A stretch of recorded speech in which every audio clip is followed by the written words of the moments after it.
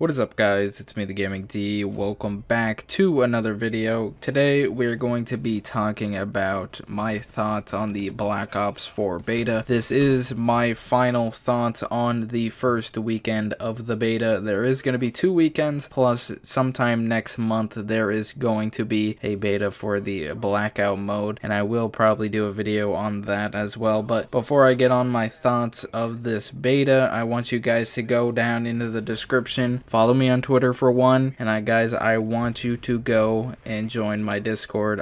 I notify every time I upload a new YouTube video. You can have conversations with me all day, every day if you want to. You can ask me questions, do whatever you want, you know, just have a good old time in the community. But yeah, go join the Discord and have a good time with that. So now that I'm done with that little promotion, let's get on to my thoughts on the beta. So overall, I thought the beta was actually a pretty damn good game. Like, they did a pretty swell job at this game, and I don't know, they just put it together very, very well, in my opinion. It is actually way better than, I would say way better than Call of Duty World War II was, and that was like the full release I'm talking about. The full release of World War II compared to the beta of the Black Ops 4.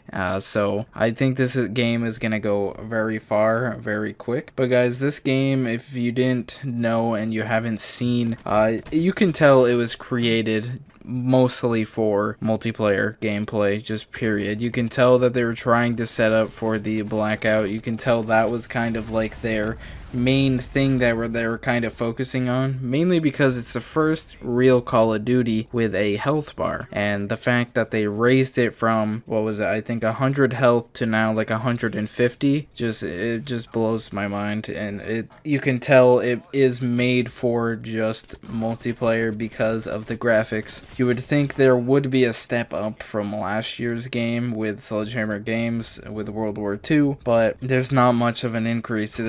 At points there's kind of a decrease, but the maps do look pretty damn good for the most part. So yeah, that's mainly what I have to say on that. The specialists, they are really cool, and the fact that each specialist has 2 different things that they can use. In Black Ops 3, and if you have ever played Infinite Warfare, each specialist did have its own weapon they could use, and they do have that in this game. They do have it. But they also have a second weapon. If you want to have that equipped, you can. So, for example, I think it's Torque. That's who I'm thinking of. He has kind of like I'm trying to think of the name of the kill streak. It was in Black Ops 2 and it went to Black Ops 3. I think the Guardian. I think it was the Guardian. It's kind of like that, but it's like a barricade wall that you can place down, and it just hurts people if they get close to it, and it slows them down, and it's really cool. And it also can protect you. And then you have the second thing that you can get multiple times per game, and that one is a like barbed wire or razor wire fence, or like roll that you could roll out, and it just covers a certain area like a doorway or something. So if someone walks through it, they get stuck in it, kind of like if you think of it like a spider web in Minecraft. You get stuck in it and you get damaged. You get damaged, and it gets you a lot of points. I think in some of this gameplay that you're seeing, you will see that. So I think the specialists in this game are really, really cool, and it would have been way better if they changed most of the specialist stuff from the Black Ops 3 that they put into Black Ops 4. Like Seraph, she's got the same revolver gun, the Annihilator. What's his name? The black guy with the Tempest, him. Yeah, that dude. I couldn't even think of his name. But yeah, the Tempest guy, he has the same weapon for his, the freaking gravity spikes dude. He's basically got the same thing, but it's not gravity spikes, it's just one single thing.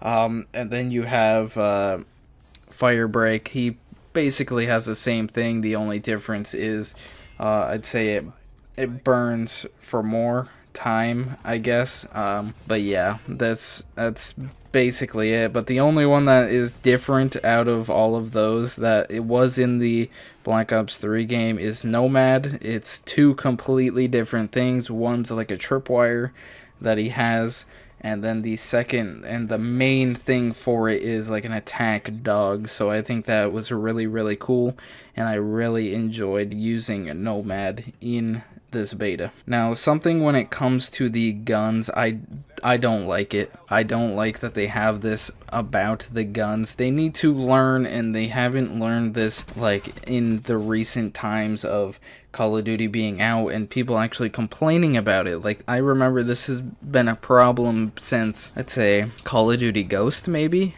I think it was Call of Duty Ghost, maybe Advanced Warfare.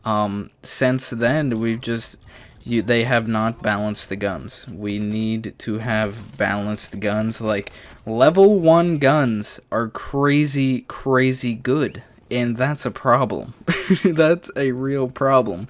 It should be going back to like COD 4, where the best guns that you could get are later in your levels. So when you get close to prestiging, that's when you get the best weapons. But sadly, they don't have that. They do not have that. Level 1 guns are just amazing. Like the level 1 shotgun, that one, it's like a sawed-off, but it's, for some reason it shoots like a sniper rifle. The freaking assault rifle, that one is amazing. That's the one I mainly used. The submachine gun, that one is just shoots crazy, crazy fast. And another thing I want to say about the guns is they, to me it seems like they went up. Since the health went up, the amount of ammo in each clip has gone up as well by at least 10 bullets. At least, I'd say about 10 to 12 bullets it's gone up. But man, they really, really need to balance some guns in these Call of Duty games, because if not, people are going to get mad really, really quick. Now, the maps that they had in the beta looked phenomenal. There's this one map, and it was in like the Caribbean, on like this little island, and it just looked beautiful. The water and the water mechanics, and just when you jump into the water you actually make a splash, and it's freaking amazing. The fish actually move, and they don't look like pieces of paper. Like, they look good. The game looks good. I don't know how they did it, but it looks really, really good. So the maps that they did perfect. Just the maps that they selected for the beta are really, really fun, and I enjoy the hell out of them. I really hope those are like the they are going to be, but I really hope those are the ones that I play on a lot when the full game releases, because I really like them, and each map plays very, very well. So there's obviously, in most maps, there's 3 lanes that you can go down, and you know, there's spots in between each lane, and they just play very well, and they just like blend right into each other, and it's really, really perfect. I like what they did with the maps in this year's Call of Duty. Something I did not like is they changed the button layout for some things. So, for example, the kill streaks or score streaks, whatever you want to call them, on PlayStation 4, you will not be pushing left or right on the D-pad. I think it was right on the D-pad to go through them. You'll still have to go up and down in order to sort through the score streaks, but you will not be able to hit right on the D-pad to access your kill streak. You will have to actually hold triangle. So, and it kind of goes with the same thing when, like, if you want to leave a lobby, you cannot just, you know, hit circle, then hit yes, and then, you know, you leave. You have to hold circle and then hit yes, and they just made it a little bigger process than it actually needs to be, but, you know, what can you do? It's something that we can just deal with at this point. Something that I want to say that I did not write down for this video is the people are probably going to be really upset and about the having to heal yourself. Now, I thought they did it very well in World War II for the story mode. The fact that they did that was like, it was really, really cool. I liked that you needed someone else to be there to, you know, help you with it, because it went with the story very well. But in this game, it makes it even more challenging. That's what I've been looking for in a first-person shooter for a very long time. I think since Black Ops 2, that's what I've been looking for, because on there I enjoyed playing competitive play on that game. It was very, very fun, and I liked, you know, having the challenge to do all of this stuff. And through the years, they've ruined the ranked play or competitive, and I like that they have done this. They made it really, really cool that you can do this, and the fact that in certain game modes you can only have one of each specialist on your team is just, it makes it even better. They made this game very well, and I think it's gonna be really cool to be seeing in the competitive scene. Especially now that you have to heal whenever you get shot, because you're not going to be regenerating health. You don't want to be walking around with 50 health the entire game, because you can't heal. So I thought that was really, really cool. Another thing is that they moved shotguns back to the secondaries. Now, they haven't had them in the secondaries in a very, very long time, but it's back in secondaries, and I honestly think that's a smart idea, because the shotguns are pretty small from the ones that they had in the game, and I think it's a good spot for them, because I don't see someone actually real life like war using a shotgun as their main. I think it's just cool. It's cool that they added that in to secondaries, and you know, it's really, really cool. Now, in Black Ops 4, you cannot use the specialist equipment and a frag grenade. So what I mean by that is, if you want to use a tomahawk or a grenade or something, whatever else you want to use that goes in that spot, you will not be able to use the specialist equipment. So for example, Nomad, his specialist equipment would be the tripwire.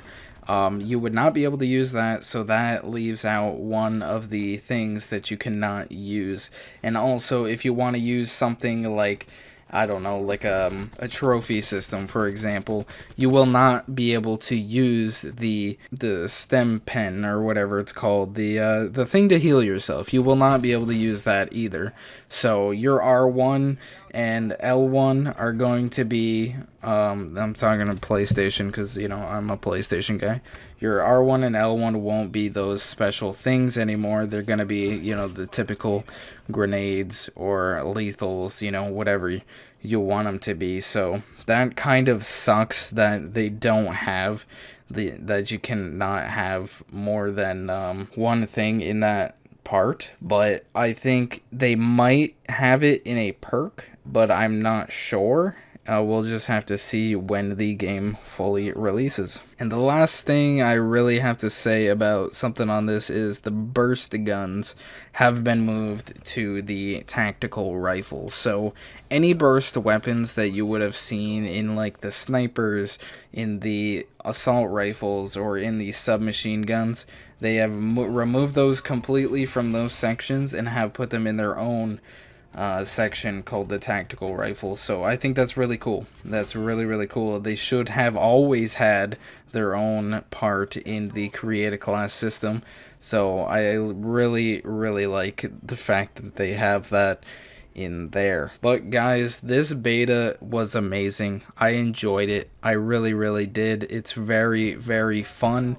I'm really, really looking forward to this. My final thoughts on weekend 1 of this beta is that this game is definitely for people who are serious about Call of Duty and want to be playing competitive gaming on the daily. So I think if you want to be very competitive in a Call of Duty again, or if you never have, make sure to pick this up. You're gonna like it a lot. I really enjoyed the beta. I've played a lot of hours. I'm I think I'm level like 30. I don't know what the max is, honestly, but it's a really, really fun game. But yeah, guys, my thoughts are pre-order this if you haven't. Make sure this weekend to play the open beta, and then next month you have to pre-order it to play the I think blackout beta. I'm not sure if you have to or not. You know, just put it out there, giving you guys suggestions on if you should get it or not. So I think you really should. And yeah, so if you guys did enjoy this video, please leave a like, comment, and subscribe. Again, don't forget the Discord. Go give it some love. Join in on it and have a blast. And I will see you guys in my next video. Peace.